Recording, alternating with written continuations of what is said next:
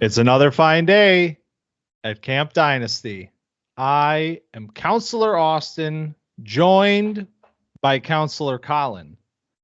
But if you're watching on YouTube, you'll see that there's a third member of the panel today, and we all have some very interesting backgrounds. So what the hell's going on here? Well, first and foremost, we have a special guest, a returning guest, friend of the program, Caleb Schmitz, a.k.a. Keel Pro 88, back one last time as we wind down Season 2 of Camp Dynasty. Yeah, it's tough to pass up opportunities when they arise, and when Mingo made the call to the bullpen, and I couldn't say no. So I'm excited to hop on here with you guys. As always, been long-time listener, and I don't know what, like third or fourth time caller. So Oh yeah, pleasure to be on as always. I'm putting together the Season 3 schedule, and it just makes me excited when I get to put Caleb guest mock question mark for one of the mock drafts, because it's always a great time to have you on. But today it's going to be a little extra fun, because what I said last week that we were doing is sleepers, which everybody loves. And we did this last year, very vanilla, very like, here's 10 or whatever players that could be sleepers. Well, we were kind of thinking about this, because couldn't any player just be a sleeper? Like, couldn't you just sit here and be like, I think this guy's a sleeper, I think that, and you go 2 for 10 and you pat yourself on the back for the 2 that you hit on, and you don't say a damn word about the 8 that you didn't. So we're going to mix it up. We are doing something we're going to call Sleeper Court. We are going to the courtroom to settle these discussions. One of us, either Collin or me, will be the defense attorney for a potential sleeper. We will make the case. Why are you a sleeper? Why are you being drafted, too low? Why do you have a good chance of increasing value, like in the next year? Things like that. And the other will be the prosecutor. And that person's goal is to prove that this is not a sleeper. This is just a guy, also known as a jag. So why is Caleb here? Because today it's Judge Caleb. He's on the stand. Is that what it's called? The stand? Is that? Yes. Okay. Yes. He's up on the stand, and he will be delivering a verdict at the end of our session, whether a player is really a sleeper or if he's a jag. So we're going to make this interesting. We're going to see how many sleepers we can sneak through. We have 10 defendants on trial today. I'm trying to get the terminology right now. But how we're going to order this, ADP. We're going off of Fantasy Pros. ADP right now, starting highest ADP to lowest. The highest we have is 304. So these are the sorts of names we're talking about. And the first name we have is Ray Davis, running back for the Buffalo Bills, drafted with pick 128 in the 4th round. Collin, Ray Davis is your client today. You are giving the case for why he is a sleeper. So please, sir. I want to thank my colleague Austin for setting that up. I want to thank Caleb, Judge Caleb, Your Honor, for stepping in here. Ray Davis, he's a backup running back. I'm not going to try to steer you in a different direction. But Ray Davis is a player that was productive at Kentucky, averaging 5.7 yards per carry, 10.1 yards per reception, with 21 total touchdowns, 1131 yards on the ground, and 324 yards through the air. Versatile player. That being said, there is opportunity to be had in Buffalo. James Cook is a nice back. He can catch the ball out of the backfield, and he's a good slasher, but he does have his limitations. Cook is a small back, weighing in at a slight 190 pounds, only 5'11". Cook is not a finisher. In the highest usage season of his career, 2023-2024, Cook converted just 2 rushing touchdowns in 273 total carries. The Bills brought in the corpse of Latavius Murray to be a short yardage threat because of Cook's shortcomings. Ray Davis is the change of pace for James Cook, and will be gaining the high-value touches that fantasy managers are looking for with a late pick. And all of that without mentioning the word handcuff. Thank you. Impressive. I will now give my case against Ray Davis, and I'm going to go back to the very first thing that you just said in your defense. He is a backup, okay? He's a backup running back. He is currently getting drafted at the top of the 3rd round. What else is Ray Davis? He's an old player. He is going to be 24 this year, I believe, if not already. So old backup, 4th round pick behind a player that broke out last year in James Cook. Well, I will admit that my opponent has raised a good point about his Cook's frame and the potential for goal line work for Ray Davis. I cannot justify taking a swing on a player with this many red flags as a running back at the top of the 3rd round. I have said it myself. This is one of my favorite day 3 running backs. And when we did our rankings, I had him in the middle of the 4th. This is way too pricey. He is not a sleeper. He is overdrafted. I'll have my closing statement here. I'll keep this short. You talked about what you said in the past. I'd like to submit something, Exhibit A, the 2024 Senior Bowl watch list draft, hour 1 minute 20. I have 3 quotes from Counselor Austin here. Number 1, I thought Ray Davis had the best film. Number 2, he is a player that does interest me. And number 3, this is a player that had a really good season. That being said, Ray Davis, there's opportunity to be had here. I think you can trust him. He has value on his own. He's a great handcuff. The rest of my case. My own words against me. Your Honor, after hearing the cases for and against Ray Davis, what is your verdict?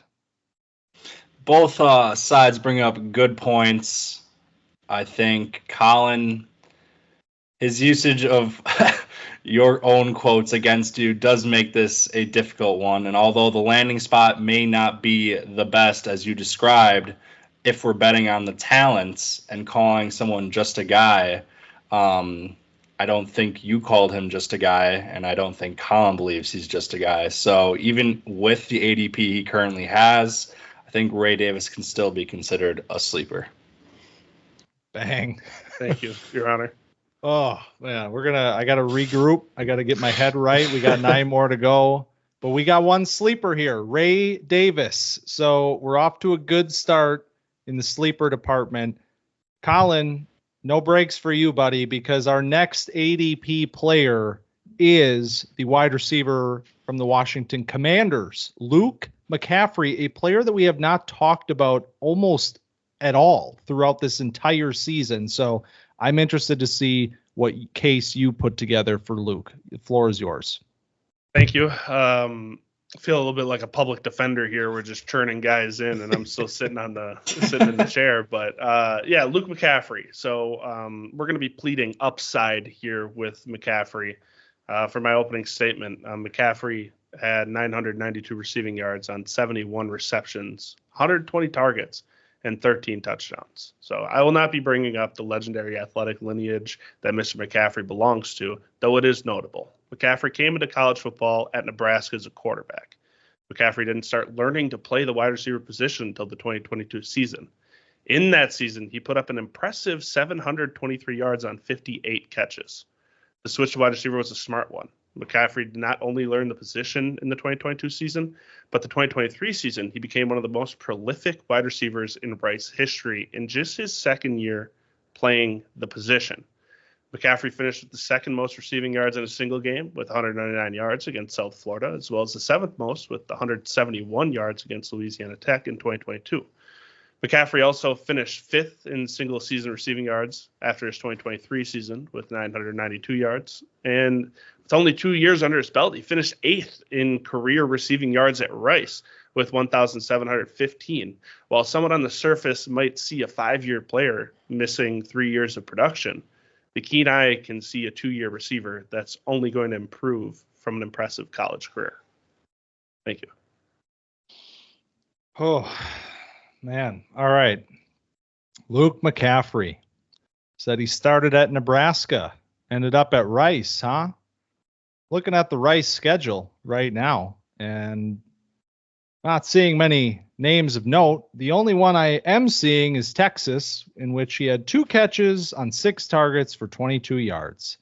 So is he a product of a weaker conference? You know, some are saying your brother is the greatest running back in the NFL right now, and you had to play at Rice. I don't know. Some are saying it. Why did he get drafted in the 3rd round of the Commanders? I don't know. I didn't think he should have. So I'm not going to even consider him a day 2 player because it was like the last pick of day 2, and he was overdrafted by a team that ran Jahan Dotson into the ground, and that was a good player. So if we're looking at the team, the price, the production fused with the level of competition, I think this is just a really expensive jag right now. I appreciate that. Thank you for bringing that up. And I'm not going to argue that maybe the Commanders have a checkered history in terms of their structure and their stability, but they are bringing in a completely new regime to run this system. They draft Jaden Daniels, and they are turning things around, you could say. And Luke McCaffrey, though not a finished product by any means, is a player that is growing and can become maybe not a number 1 wide receiver, but after a disastrous year 2 from Jahan Dotson, I mean, there's room for a wide receiver 2 window to open up behind Terry McLaurin. And taking a guy this high, he was an actual day 2 pick, regardless of what you think. So there's something here that the Commanders like. Thank you. Your Honor, after hearing both sides, what is your verdict? It's interesting. Actually, the first thing Austin said as he was introducing the players was, this is a guy we haven't really talked about this year. Now, this is a show that's been happening for like every week for how many months? And not having a guy's name come up at all really during the process makes you question. Collin brought up some interesting stats and stuff, and obviously how he transitioned, new team from a quarterback to receiver. And he brought up a lot of stats, but again, it's at Rice, like you mentioned, Austin, and I really didn't hear anything about like his game, his film. Like, I don't know what this guy does. All I know is he like put up decent stats at a bad college. So with all that put together, I think I have to side with Austin and say Luke McCaffrey is a jag. I can't believe you threw Jahan Dotson under the bus to make your case. Hey, we're doing our best, man. All right. Oh, that's cutthroat. You're a real lawyer right there. Geez. That's cutthroat as hell. I'm not. Jahan Dotson's not paying me to defend him. Jesus. All right. Well, we're 1-1 right now. The tie ball game. We got 1 sleeper, 1 jag. Collin, you're not quite done yet.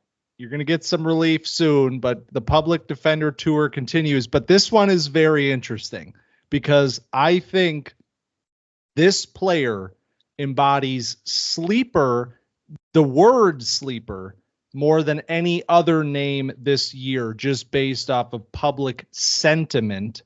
That is Kimani Vidal, a 6th round draft pick to the Los Angeles Chargers, who is currently going at 307 as the RB7 of the class. So you have your work cut out for you a little bit here to make the case, or maybe you're getting some help from the public opinion is what I mean. So take it away. What do you got for Kimani Vidal?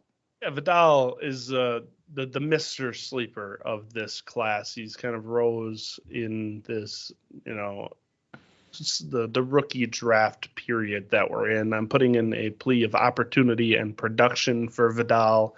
If you erase the college and the name from this player, there's no telling how high Vidal would be going in dynasty drafts. Vidal is a senior coming out of Troy who's improved in every one of his 4 seasons, finishing with an absurd 1,861 yards and 15 total touchdowns in your senior year at Troy. Vidal is walking into a brand new system headed by Jim Harbaugh in what is expected to be a run-first offense. The Chargers did nothing really to address the wide receiver position outside of Vlad McConkey. And they'll be walking in with him, Josh Palmer, and Quentin Johnston leading the wide receiver room. The team that avoided both Malik Neighbors and Rome Odunze at pick number 5 to shore up the trenches. And a team that brings in Greg Roman and, like I said, Jim Harbaugh. If you look at what Michigan did last year, the main knock on J.J. McCarthy, didn't throw the ball a lot because they were toting the rock. Kimani Vidal is walking in with Gus Edwards as his number 1 rival in the running back room. There is opportunity here for Vidal to be a first-string running back because he has more juice than anybody else in that running back room. Thank you. All right. Kimani Vidal.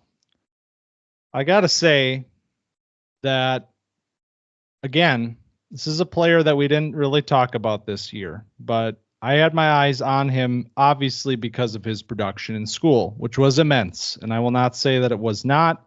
He tested better than I thought that he would at the combine as well. He became a very intriguing running back right before the NFL draft for me, meaning, where are you going to go? Where did he go? The 6th round to the Los Angeles Chargers. There's 2 sides to that story. One is the 6th round side. The other is the Chargers side. Everybody is fixating on the Chargers side right now. Nobody is considering the fact that this is a 6th round player when they talk about him. We look at Gus Edwards. We look at J.K. Dobbins and we say, what is his competition? Well, I'll tell you what his competition is. A proven NFL running back in Gus Edwards and one that has been fantasy relevant for several years, and a dart throw piece in J.K. Dobbins, who, if he can stay on the field, is built to be the player that everybody wants Vidal to be, meaning a more talented lead back, a usurper to Gus Edwards in this Jim Harbaugh offense. So as a third stringer behind guys that have, their own red flags, but they're proven NFL players, I cannot believe we are pumping Kimani Vidal up to the 307 right now. This is egregious. He has gone from sleeper to completely, we're mad. We're mad with rookie fever, and I can't buy it. He's a jag. He's a jag at this price, no doubt about it. I never thought I'd see the day where Austin is supporting nepotism in the workplace with the Greg Roman leftovers that are being brought over from the Ravens in Gus Edwards and J.K. Dobbins. But 6th round picks, you make them sound like they're throwaways. Like we haven't had future Hall of Famer Jason Kelce in the 6th round. Antonio Brown, Tom Brady, ever heard of him? 6th round pick. How about Terrell Davis, Super Bowl MVP running back in the 6th round?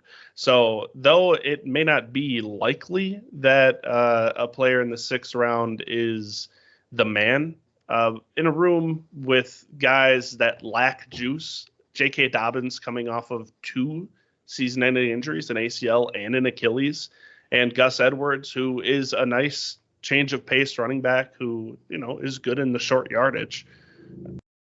Doesn't seem like competition to me. It seems like guys that Greg Roman likes that will fill in when Vidal gets gassed.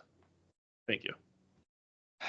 Your Honor, this is a big sentence. The world is watching what your verdict will be. Boy, I didn't realize what I signed up for. This is a really tough one. Both make very compelling arguments.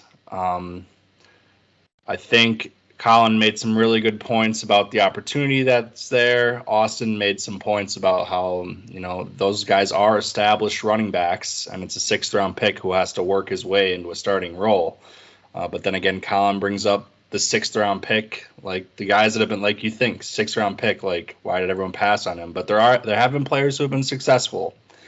And with the situation that Collin described, with 2 guys who are looking to run the football, passing on receivers, I think I have to side with Collin. Kimani Vidal is a sleeper. Thank you, Some Your Honor. OJ Simpson shit right there. Oh, wow. Getting away with murder over there. No, it's fair. Vidal, I mean, it's only fitting that he escapes the courtroom with the sleeper title because he is the sleeper. And do I believe everything I just said? I don't know. Maybe I do, maybe I don't. But man, I'll never turn on my clients. Might be a good player. All right. It's my turn. I'm a defense attorney sometimes too, and I have my first client to represent right now, and that is Jalen McMillan, a player that did get plenty of run on Camp Dynasty this year and a little bit even last year. But McMillan comes in the 4th spot here because his ADP is currently 310 as wide receiver 18. This was a 3rd-round pick, number 92, to the Tampa Bay Buccaneers. So I'd like to speak to you, Your Honor, about Chris Godwin, a player that you could say is a similar player to what Jalen McMillan offers today and maybe what he can become in the NFL. Chris Godwin is currently in the final year of his contract, and the team is very lukewarm on committing to Godwin verbally long-term. GM Jason Light has not given a straight answer on if he'd like to retain Godwin's services. Chris Godwin is likely moving back into the slot in potentially his final season in Tampa Bay under the new offensive coordinator, Liam Cohen. And so I think with Godwin moving back into this slot role and potentially leaving town, there is an opportunity for McMillan to almost shadow a player that he could become as quickly as 2025.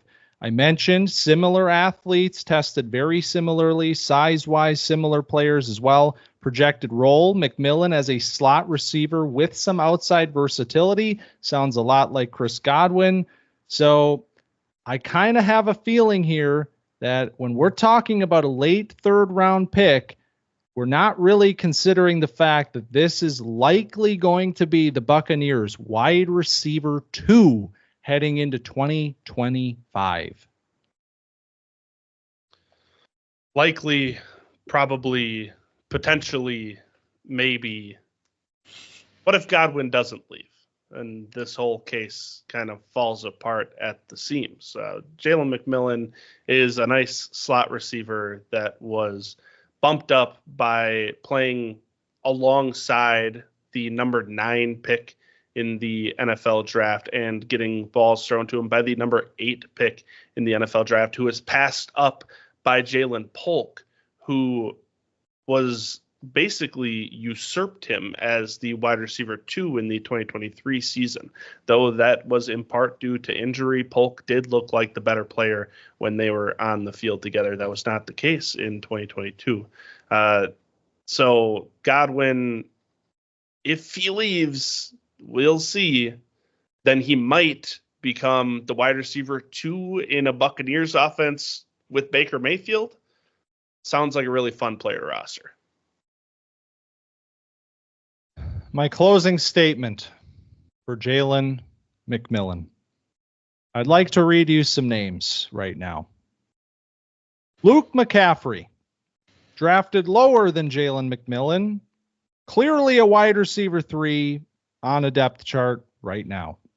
Javon Baker, drafted lower than Jalen McMillan, and clearly a number 3 on a depth chart right now. These are players that are going 5, 6, 7 spots above Jalen McMillan right now, a player that, as I just said, is a very strong bet to be a number 2 option behind only objection calls for speculation. Can we get this under control here? Behind only 32-year-old Mike Evans heading into 2025. There is opportunity, and at this cost, this is, Your Honor, the definition of what a sleeper is. Value, upside, he's got all of it. Jalen McMillan is a sleeper. All right.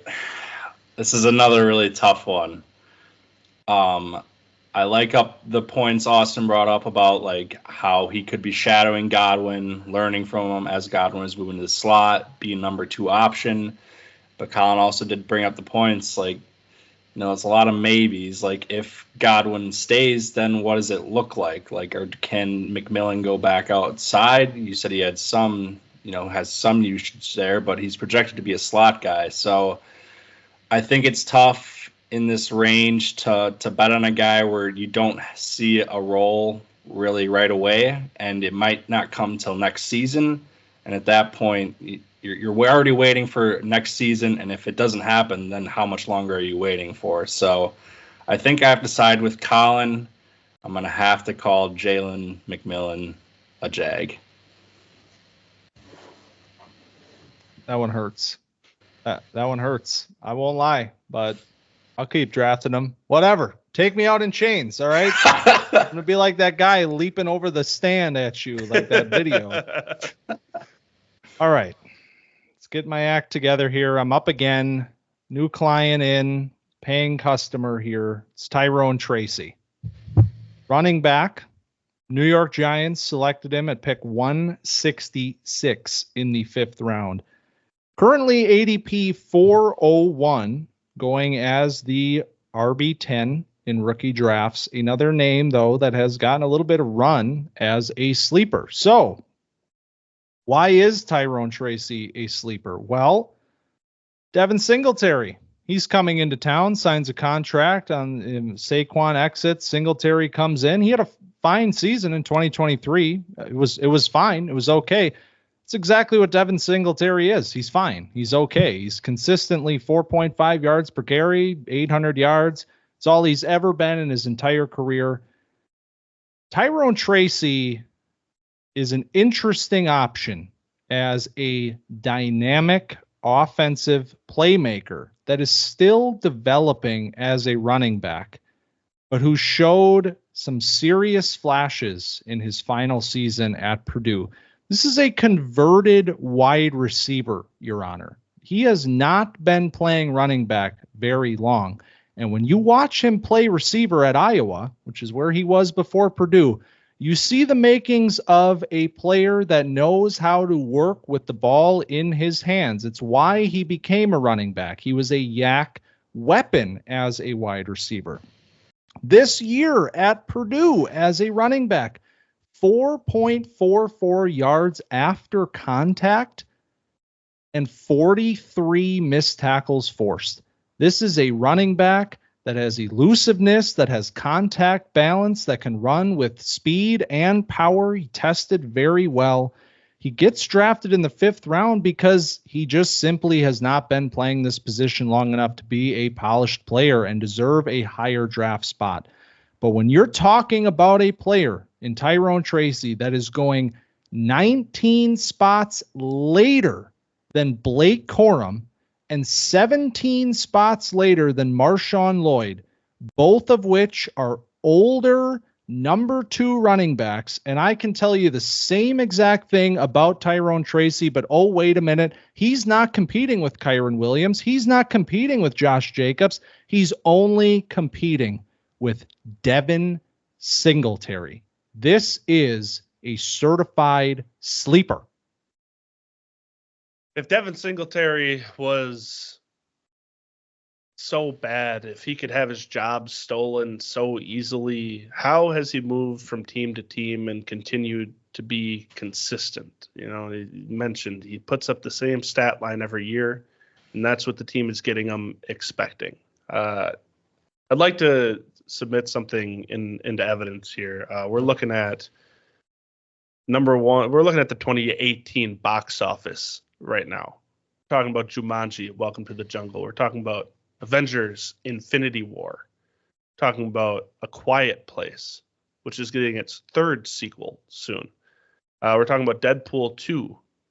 These are all movies that came out when this player entered college in 2018, folks. And yes, he entered college as a wide receiver.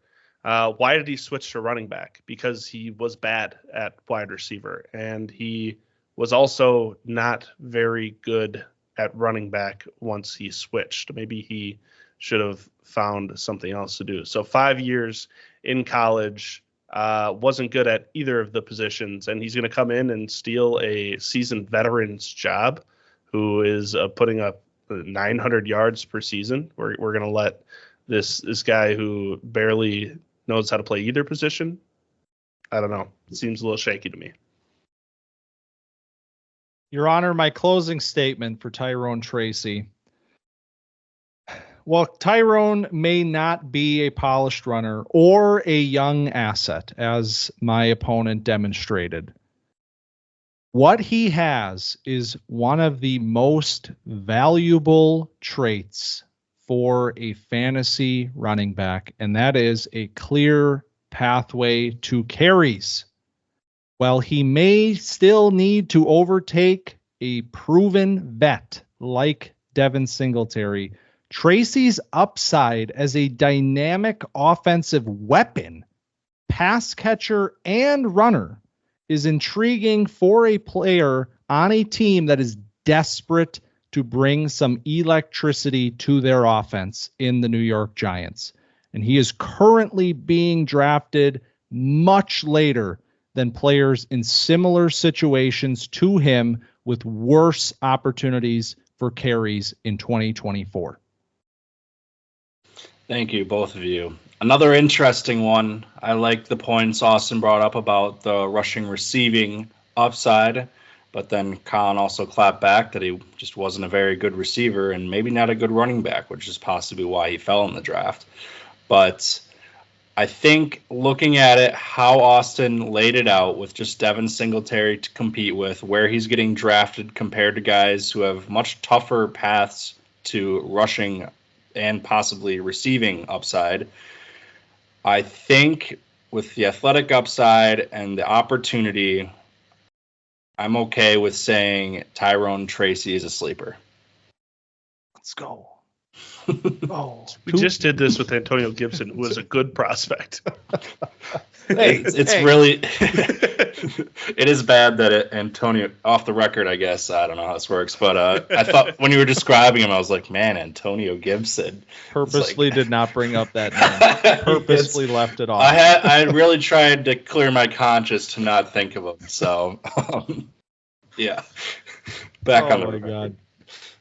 Tyrone Tracy, man, do I even believe what I just said? I still don't know. I kind of talked myself into it, honestly. I might start drafting him now. He wasn't even in my 48 when we did that, but all right, let's keep it moving.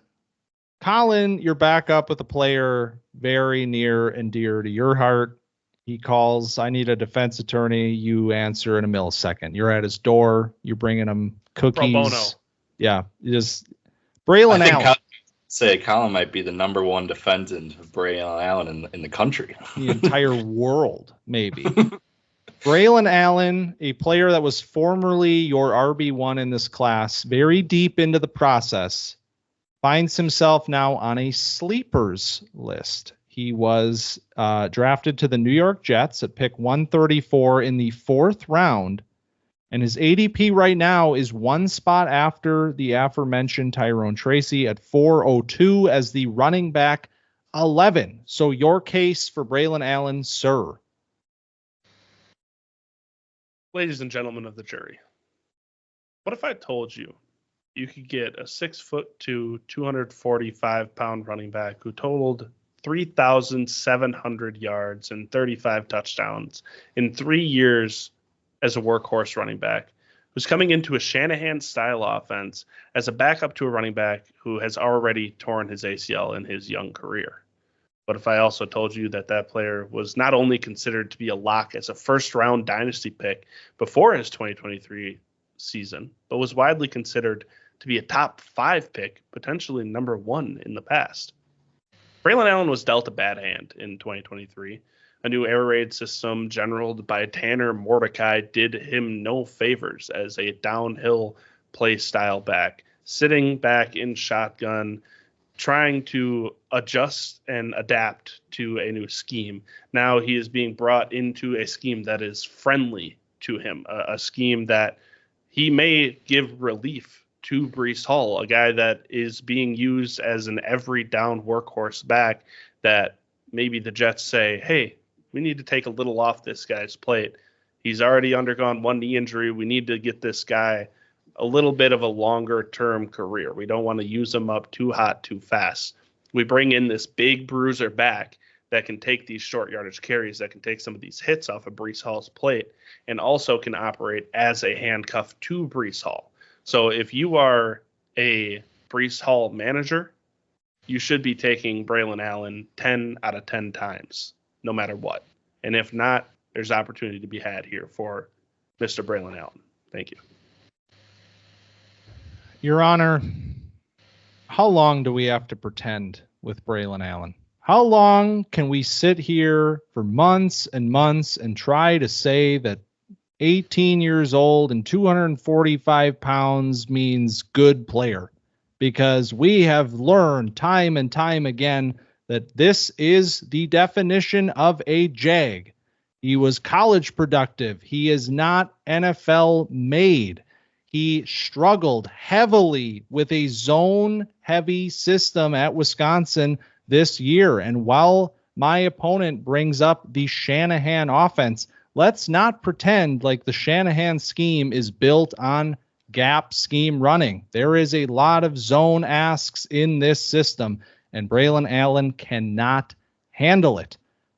Also, my opponent brings up you're on the payroll. Scandal. Feels like a conflict of interest here. My opponent repeatedly stated that Braelon Allen is valuable to Breece Hall managers. Well, guess what? There's only one of those in every single league. So why does that make this a sleeper? Why does handcuff equal sleeper? It doesn't. Braelon Allen is perfectly drafted at 402 as a backup, as a handcuff. He is nothing more than that. He is behind one of the best running backs in the NFL, and his pathway to opportunities was almost zapped when he went to the Jets. This is the definition of a jag, a low upside player that is only valuable to one team in a 12-team league. I appreciate Austin for pointing out the fact that I did mention that he would be a nice ad for Breece Hall owners, and that he also ignored all of my other points that I made through my entire opening statement, because there is no argument outside of it. Yes, there were a lot of zone schemes when Shanahan was running in 2018 and McVay was running it with Todd Gurley. But the scheme has adapted. It's a new scheme where they're running a lot of gap. It's not all zone like it used to be. So Braelon Allen, though, I appreciate that, and I respect what you have here. Nathaniel Hackett is also the offensive coordinator here, which you could say is a minus. But Robert Saleh is running this new era of Shanahan offense rather than running the old school stuff that you are referring to. So Braelon Allen could bring some relief to Breece Hall's tired knees and have some value on his own. All right. Thank you, both of you, once again. An interesting player. Collin, you did a nice job painting a picture of what this player could be.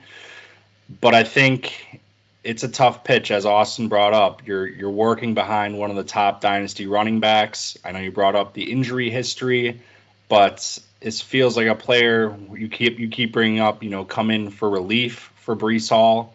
How does that really help you in the fantasy world? Unless Breece Hall actually gets hurt, it feels like he's just a change of pace guy. And obviously you guys had a scheme off, and I can't exactly confirm or deny what either of you said, but if it was predominantly more zone at one point, maybe it's adjusted a bit. But if that's what he struggled with this past season at Wisconsin, then you're also looking at a guy who's trying to adjust to this scheme behind the top dynasty running back. And for that, I'm going to have to go with a Jag. Sheep. Let the record show that the Jets ran zone running concepts on 57% of their rushes. We're striking that from the record. Let's strike that from the record. This is outside of the statements. All right. I just want to clarify. Let's strike that from the record. I just want to say no fact checking here. Court reporter, don't take that down. Stabbed the court reporter. What did they do? Going to work in the morning. Colin's over there shanking them like they're just trying to strike it from the record. I love court reporters. Strike them from the record. Strike their life from the record. All right. Where are we at? Oh, I'm up with Collin got to do one of his favorite players in the draft. I get to do one of mine. Malik Washington. I mean, Miami Dolphins, 6th round pick. We're back into the 6th round here again. I just shit on them. Now I got to defend one. This isn't working for me already. 184th pick, 404 right now, ADP wise. That is the wide receiver 19. And Your Honor, I'm going to make this real simple. A lot of these sleeper discussions are based on opportunity and pathways to carries or targets, whatever. This is about talent. This is a talented player. His tape, his production, his athleticism, all of these boxes were checked for Malik Washington. I was not the only Malik Washington fan in this process. There were a lot of folks that were shocked when he fell to the 6th round of the draft. You know who else was shocked that he fell to the 6th round? The head coach of the Miami Dolphins, Mike McDaniel, who was ecstatic when this player was selected on draft day. I don't know if you saw the video, but I can paint a quick picture of it. It was Mike McDaniel saying, I have been asking for this player to get drafted for 2 rounds. I wanted you, Malik, on my team, and we finally got you here. And what else did Mike say? He said, there will be opportunities if you are a professional, which I know you are. Let's take a look at what the Dolphins deployed in the slot outside of their 2 star receivers last year, Tyreek Hill and Jalen Waddle. That would be Braxton Berrios and Cedric Wilson, who combined for 341 snaps in the slot last year. You might as well just give all of those to Malik Washington in 2024 already. He's going to be on the field. Berrios is a special teams player. Cedric Wilson is a journeyman that is nearing the end of his journey in the NFL. Malik Washington should step in immediately as the number 3 wide receiver, despite his draft capital being in the 6th round. Now, do we remember that Tyreek Hill has already stated his own expiration date? Because Tyreek Hill has said on public record that he plans to retire after the 2025 NFL season. Washington at that point would be 25 years old, entering his 3rd season, a pivotal season in the NFL. If Mike McDaniel loves the player as much as he stated that he did on draft day, there must be a plan in place to get this player acclimated into the offense and potentially up to speed by the time the legend Tyreek Hill retires in 2025. Your Honor, ladies and gentlemen of the jury, I just want to bring up some names for you, and we can find out what they all have in common here. We have Devin Tompkins, we have Darius Davis, Khalif Raymond, Brandon Powell, DeAndre Carter, Wan'Dale Robinson, Pop Douglas, Olamide Zaccheaus. The common thread is that they're all not fantasy relevant, right? No, I'm sorry. They're all 5'8", and both can be true. Neither of those, none of those guys are relevant because being that small, it's almost impossible to make a high volume difference in an NFL scheme. Not only that, but you failed to mention the offseason acquisition that the Dolphins made to fill the slot role in Odell Beckham Jr. with a $15 million contract. You're telling me that guy's not going to see the field? We're talking about a team with Tyreek Hill, Jalen Waddle, Odell Beckham, who I agree is a washed player, but continues to find his way on NFL rosters and get meaningful minutes because he had talent, and he'll find a way to play some snaps, making $15 million. So while Malik Washington may start in the slot, seems unlikely for a 6th round pick that's 5'8" when that is unprecedented. Your Honor, I am a man of integrity, and I come to you to say, yes, I did overlook the Odell Beckham signing. Malik Washington's moment may not be in 2024, but what are we talking about? We're talking about sleepers, which means players that can increase their value from where you're taking them. That doesn't have to be in 2024. That can be later. Malik Washington is a long-term sleeper. You must have patience with this player. I get it. It's Dynasty. We don't like to be patient here. But when you consider this player's talent and consider the fact that there is opportunities, maybe not this year, but in the next 2 to 3 seasons, this is the definition of a great stash, a player that you do not want to let another team get on their taxi squad. Get him on yours. Believe in Malik Washington's talent. Sleeper. Ooh, this is one of the toughest ones yet. I think right off the bat, you could tell Austin's conviction and how he believes in this player more than really any player we've talked about so far, and the opportunity he could possibly have in this offense. I liked the points about Mike McDaniels and how he wanted to take him multiple rounds earlier and how they want to get him opportunity. But again, Collin brought up the Odell signing, the guys his size who haven't exactly produced. If there's not really, is he going to be an outlier? We have seen outliers before. This is a really tough one, but I think I'm going to go with the conviction that this guy went with on betting on this player. And even if it may go against some recent history, I think it sounds like there's enough there with Mike McDaniels, that offense, what they want to do with him, and Austin's belief in this player that Malik Washington is, in fact, a sleeper. Fuck these other guys. That's the only one I needed to win. You just got your other guy. Oh, shit. I have another one coming up. Wait, don't listen to me. Sitting in the back. He's just like, fuck these other guys on the mic. Like, oh. Oh, man. I'm glad that my emotion came through there for that player because, man, I love that kid. I love him.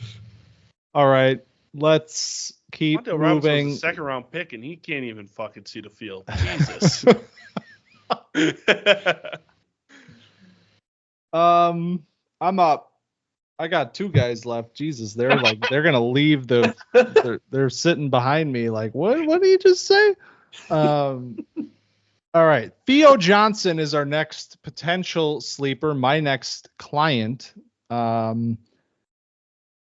Tight end went to the New York Giants, pick 107, 4th round, currently drafted in dynasty drafts at 407. Tight end 4, middle of the 4th round. Your Honor, I'm going to, again, make this pretty simple. Theo Johnson. Darren Waller retired. You might have his potential successor in an ultra athletic. And when I say ultra athletic, I mean one of one athletic tight end prospect in Theo Johnson. And you are getting that player in the mid-4th.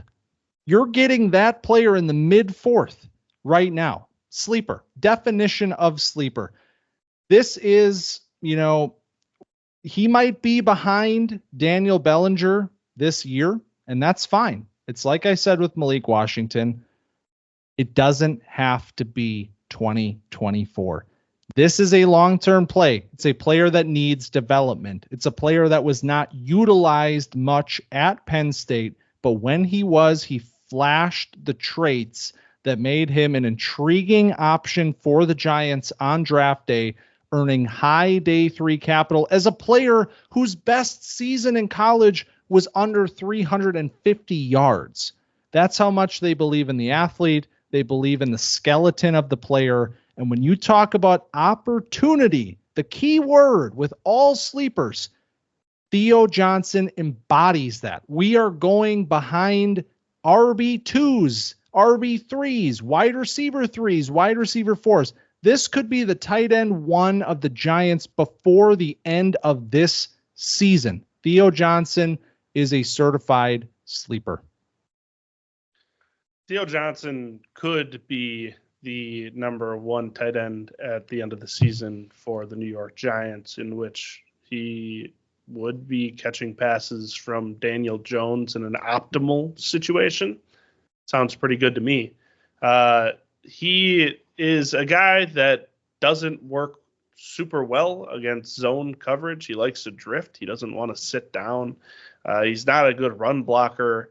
He's a lot of development away, being understated by Austin, a lot of development away from being an average player on NFL terms. This is a guy that is uninspiring with the ball in his hands after the catch, which is your number 1 thing you're looking for in a tight end. He's a guy that is uninspiring blocking at the end of the line of scrimmage, which is the number 2 thing you're looking for in your tight end. So you talk about a guy that needs work when you have Daniel Bellinger there, who's going to get his nose dirty and at least block for you and can be an outlet for Daniel Jones, and a low volume outlet at that. Why are we going to put Theo Johnson on the field in the next year, in the next 2 years, if he can't do some of the most important things that tight ends need to do? Your Honor, well, Theo Johnson will likely operate as the number 2 tight end in this offense in 2024. If the Giants staff can shape him and develop him as a receiver and a tight end as a whole, his upside is almost uncapped. How many players in the 4th round of Dynasty rookie drafts can you say have uncapped upside? Even if we temper the expectations for the player, this ADP is ridiculous relative to his opportunity and considering the players that are going above him. Thank you again, both of you. This is an interesting player who went to an interesting landing spot. Like Austin said, can have an opportunity to rise to tight end 1 status on this team right away. But as Collin stated, it's not exactly a good offense to be in as a tight end. I know Darren Waller didn't really put up huge numbers last season. And if this guy's a project, how long is it going to take? If you have Daniel Bellinger, who's going to be probably on the field more for blocking, it's going to be tough. Man, there's good points on both sides. Obviously, Austin said he's a one-on-one athlete, which is really cool to see, but obviously also brought up the college production. Man, I think you also brought up one thing about what the Giants, they have to develop him and they have to figure out how to make him that player. And they really haven't shown the ability to do that with any of their pass catchers in recent memory. So if this is a long-term project and a team that doesn't pass the ball much and doesn't have a history of doing that, developing receiving talent, I think I'm going to have to call Theo Johnson a Jag. Fucking Brian Daboll sank me. Really? That's that's unbelievable. Oh man. I couldn't even hear what half of you were saying because I got the traumatic notification right as you were talking that Devontae Parker has retired from the NFL. So that was a big loss for me. I kind of like Theo's like, what are you looking at? I'm like, just don't talk to me, Checking his man. phone. You're a lost fucking cause, you jag. You said I don't care about the rest of these fuckers. You're just like looking at your phone the whole time during the Theo never really had a chance, did he? Well, let's talk about another tight end in Erick All. This is Collin's client, a 4th round draft pick, 115 to the Cincinnati Bengals, currently drafted as 411, the second last pick of a 4-round Dynasty rookie draft as tight end 5. So Collin, take it away. Yeah, this is a free player to get at the end of your Dynasty drafts. A free player that could walk into this Cincinnati Bengals room and contend for the number 1 tight end spot. You're looking at the depth chart ahead of them. You don't have to. I'll do it for you. We have Mike Gesicki, who hasn't been relevant since he was a big slot in Miami in 2021, maybe, if he even got that far. Drew Sample, who, Tanner Hudson, again, these are nobodies. So Erick all he has to do is beat out Mike Gesicki, who, I mean, we all know what Mike Gesicki is at this point in his career. I'd like to talk about a few different names. Dallas Clark, George Kittle, TJ Hawkinson, Sam Laporta. These are all tight ends to come out of the Iowa tight end factory. Noah Fant, if you like him as well. That Erick All is coming out of. This is a guy that has been plagued by injury that I'm sure the opposing attorney will not bring up out of good faith, because it's not his fault that he gets injured. I mean, it happens. Being injury prone is more based on luck than actually bodily composition. So Erick All, if you want to bet on injuries, you can do that. But at 4'11", I'd like to believe that a talented player who was all Big Ten and offensive skill player of the year in 2021, his last fully healthy season, can regain that form and bet on that at 4'11" at the price. You bet on that to become a starting tight end in a incredible offense, where in 2024 you have Joe Burrow, Jamar Chase, T. Higgins. Going forward, that room is a little bit more of a question mark, who is receiving targets behind Jamar Chase, who will assuredly get extended because T. Higgins is playing on the franchise tag and has expressed that he wants to leave. He requested a trade. I think we're all kind of glossing over that. So if they can't pay him all, and Erick All is a great receiving threat on film, he just needs to stay healthy. And at 4'11", I'm willing to make that bet. Last fully healthy year was 2021. That is a direct quote from my opponent. Injury prone is putting it lightly with a player like this, and I am not above bringing up the injury concerns with a player that has not seen the field much since that full season in 2021. Let's go back even further than that. 2020. I'm going to read you, Your Honor, games played since 2020 per season. 6, 13, 3, 7. This is a player that cannot stay on the football field. And while injuries may not be his fault, we have learned time and time again with players branded as injury prone that some bodies are just predisposed to injury. And Erick All embodies that about as much as any player from this entire draft class. He has seen specialists about a previous back injury. He is coming off of a torn ACL injury in recent history.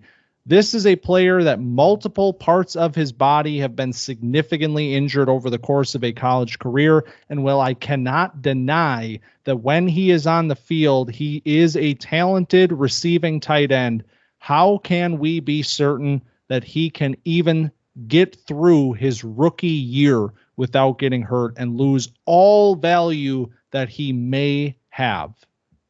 All the value that he may have at 4'11". It's oozing in value. Like I said before, this is a free player where you can bet on the upside of a guy becoming a starting tight end that you're taking at the very end of your dynasty rookie draft. Yes, he may get injured, but he also may not. We have no idea. We don't have the crystal ball. We can't predict the future. We can't see if he's going to get injured. Might he be more injury prone than another tight end? Yes. But that's why you're getting him at 4'11". That's why he's not mentioned with the names of Ben Sinnott and Jatavion Sanders. If he was a perfectly healthy prospect, we'd be talking about him in that same breath. But you get him at the value, and that's why he is certified as a sleeper, because of the value he can gain without losing any real value because of the capital you're putting in. Yeah, this one is interesting, and I think this one is a little one-sided, honestly. Austin's pretty much his only point he has was that he's been hurt a lot. He's been injured. He could lose that value, but Collin brought up a lot of good points. He's already ADP 4'11", so he's almost a free pick. He's in a tight end room that hasn't really done much. When he last full healthy season, he was winning awards. And Austin himself said when he's on the field, he's a talented player. So I think when you put all that together at his ADP with the opportunity and the possible talents he has, I think we might have the most clear-cut sleeper we've had so far. Thank you, Your Honor. It's the first time I've had to argue against a player that I believe very firmly is a sleeper. I'm just going to go up and like dap Eric right now, man. I didn't mean anything by that. All your clients after Malik Washington are like, what the fuck, man? Like you're on your phone for the last one. You're like, hey, good shit, bro. Like, I'm glad you got off on this one. I was mailing it in. He put all his points into Malik Washington. He used 80% of it right in there. His entire skill tree was in Malik. Like, yeah, he hasn't played much, I guess, but god damn, he's pretty good. Probably shouldn't have said that. Trying to have integrity, but this is why I can't be a lawyer. I have too much integrity. All right, one player left. I don't know we're pretty close, I think. We're pretty close to being split here, I think. I'd have to run back the tape, but Collin might be ahead. It's in his blood. But number 10 is Rasheen Ali. This is the only player we have discussed today that is going undrafted in Dynasty rookie drafts. So this is the definition of a deep sleeper. This is a waiver player. He is a Baltimore Ravens draft pick, 165 in the 5th round. Rasheen Ali. We're talking about 2021 with Erick All. Well, let's talk about 2021 with Rasheen Ali, a player that had a ton of buzz coming out of the 2021 season, in which he had 1,389 yards rushing and 23 touchdowns. He was supposed to be one of the next good to great running back prospects to come through. In 2022, he unfortunately missed 10 games due to a knee injury, and it sort of calmed the fire that was burning with Ali. He came into 2023 as a sneaky running back prospect, one that if he could stay healthy, might regain some of that lost value. Well, he did stay healthy through the season. He had another great year, but he injured his bicep at the Senior Bowl and had to have surgery. So he goes into the draft injured on a 6 to 8 month timeline. Now, there's a lot of reasons this player could have fallen to the 5th round based on what I just said. A previous knee injury, an active injury that he's rehabbing from, and I will get ahead of my opponent and say that this player does have a ball security issue. He has 11 fumbles in his last 2 full seasons combined in college football. That is a lot of fumbles. He still got drafted in the 5th round despite all of these quote-unquote red flags, and that is because this is a talented running back. Well, he lands on the Ravens, who, of course, signed Derrick Henry, who will be undeniably standing in his way in 2024. There is uncertainty into the future as Henry gets older. He's only on a 2-year deal. Justice Hill is an unrestricted free agent after this season. And Keaton Mitchell, while he was a lot of fun and very electric for this team, he is not a workhorse running back. He needs a counterpart. And the Ravens have always relied on committees for as long as I've watched this team. So Rasheen Ali, you don't even have to draft him. This is a potential 2025 trendy name in the making as a potential number 2 running back on a team that will use their number 2 running back and potentially in valuable goal line situations as they once did with Gus Edwards. Now, Austin picked a player that is going undrafted, so there's not an argument that I can make that is this player's not worth the value, but I can tell you that Rasheen Ali is just not a very good player.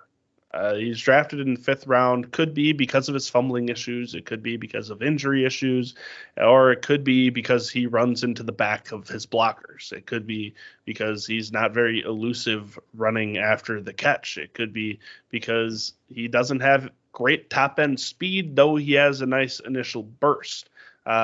He could finish better at the end of his runs. So using him as a goal line back when he's not a great finisher at the contact point doesn't feel great to me. And then you talk about a team that is starting Derrick Henry with Keaton Mitchell as their Thunder and Lightning committee team, and then they draft this player as a backup in the committee.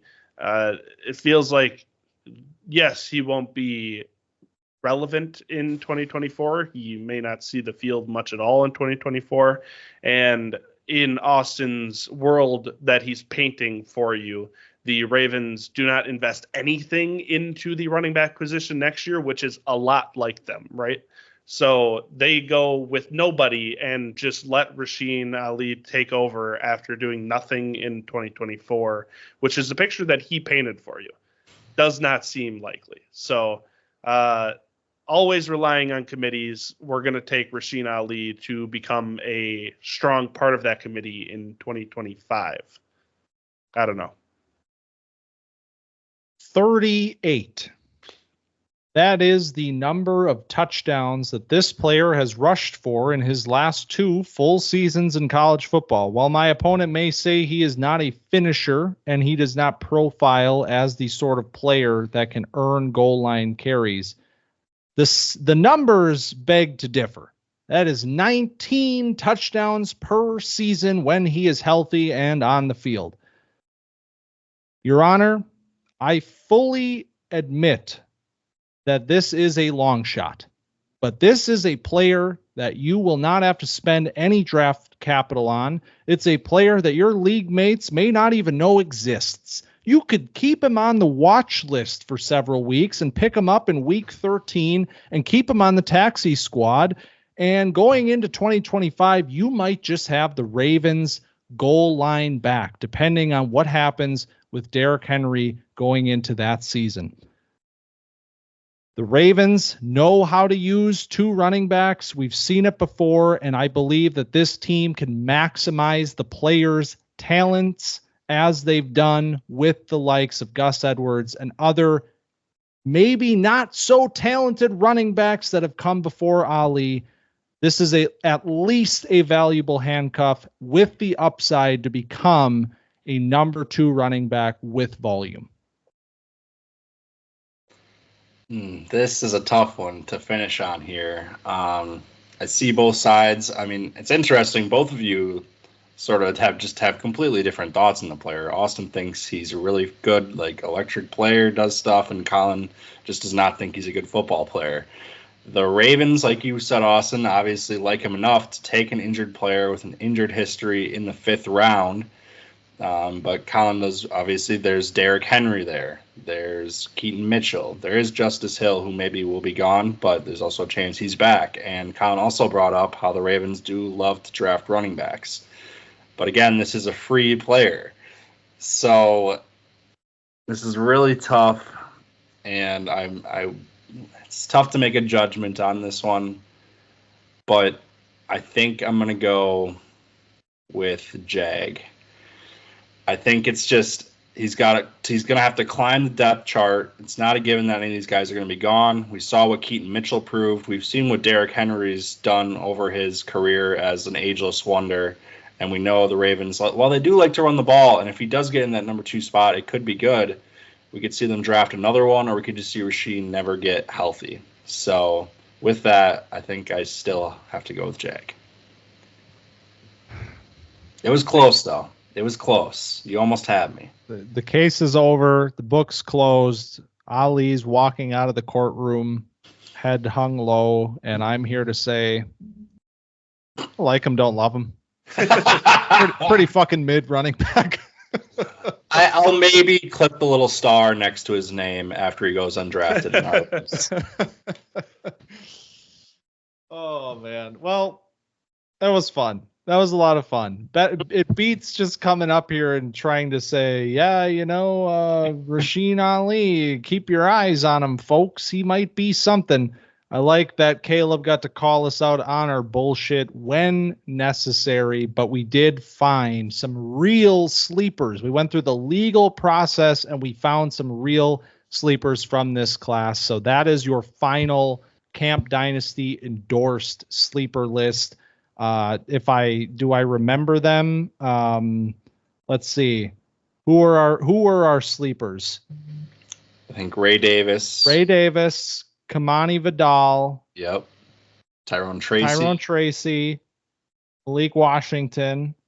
And Erick All. That's a good list. So that's a pretty solid list. We got a bunch of the position groups covered there. So, all right. Well, Caleb, thanks for donning the robes this week, calling in from the Galactic Senate. I see behind you, incredible stuff. The Sith Lord turn is in your near future. I can feel it, but amazing work. And we only have one of these left.